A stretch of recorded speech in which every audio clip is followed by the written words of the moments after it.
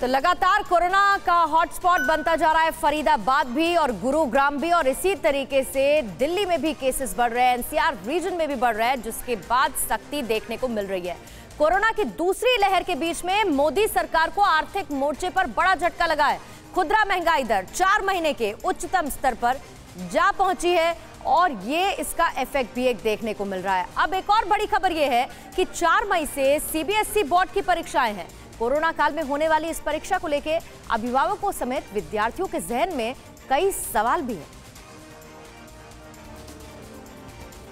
एक तरफ पूरे देश में कोरोना की बढ़ती रफ्तार से हड़कंप मचा हुआ है, तो दूसरी तरफ 4 मई से होने वाली सीबीएसई बोर्ड की परीक्षाओं को लेकर विद्यार्थियों के अभिभावक परेशान हैं। सवाल यह है कि आखिर इस खतरनाक कोरोना काल में बच्चे जान जोखिम में डालकर परीक्षा देने कैसे जाएंगे। सवाल बड़ा है कि आखिर खतरनाक वायरस के बीच सीबीएसई की परीक्षाएं कैसे होंगी। इस सवाल का जवाब और राय जानने के लिए हमारी टीम ने कई अभिभावकों, शिक्षकों और छात्रों से बात की। पेपर्स तो होने चाहिए, बट जैसा कि हमने अपने पढ़ाई की है, पूरे साल ऑनलाइन क्लासेस दी हैं, उसके बेसिस पे अगर देखा जाए तो हमें ऑनलाइन ही पेपर देने चाहिए ना, क्योंकि हमने फिजिकली तो कोई क्लास अटेंड करी नहीं है। कई छात्रों और अभिभावकों ने ऑनलाइन परीक्षा कराने की राय दी है।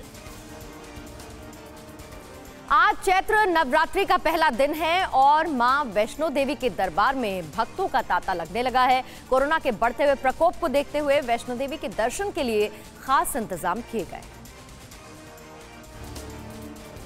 आज से नवरात्र का पावन पर्व शुरू हो चुका है। कोरोना काल में वैष्णो देवी के दरबार में भक्तों का तांता लग रहा है। नवरात्र पर मां वैष्णो देवी के दर्शन के लिए श्रद्धालु देश के कोने कोने से पहुंच रहे हैं। मां के जयकारों के साथ माहौल भक्तिमय हो चला है। कोरोना खत्म हो जाए, सब नॉर्मल हो जाए, सब ठीक से रहे, ये दुआ रहेगी। श्री माता वैष्णो देवी श्राइन बोर्ड की तरफ से साफ तौर पे कहा गया है कि जब भी आप माता के दर्शन के लिए आए, नेगेटिव टेस्ट आपका जरूर होना चाहिए, आप टेस्ट करके जरूर आइए। बड़ी बात यह है कि श्रद्धालु कोरोना की नेगेटिव रिपोर्ट के बिना वैष्णो देवी के दर्शन नहीं कर पाएंगे। कोरोना के मद्देनजर कई तरह के इंतजाम किए गए हैं। सोशल डिस्टेंसिंग का पूरा ख्याल रखा जा रहा है।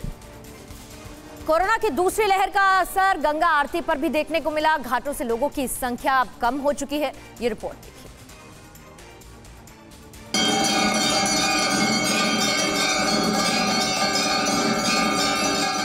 वाराणसी के घाट जो पुजारियों और श्रद्धालुओं से भरे होते थे, एक साथ कतारों में गंगा आरती हुआ करती थी। कोरोना काल में इस पर बड़ा असर हुआ है।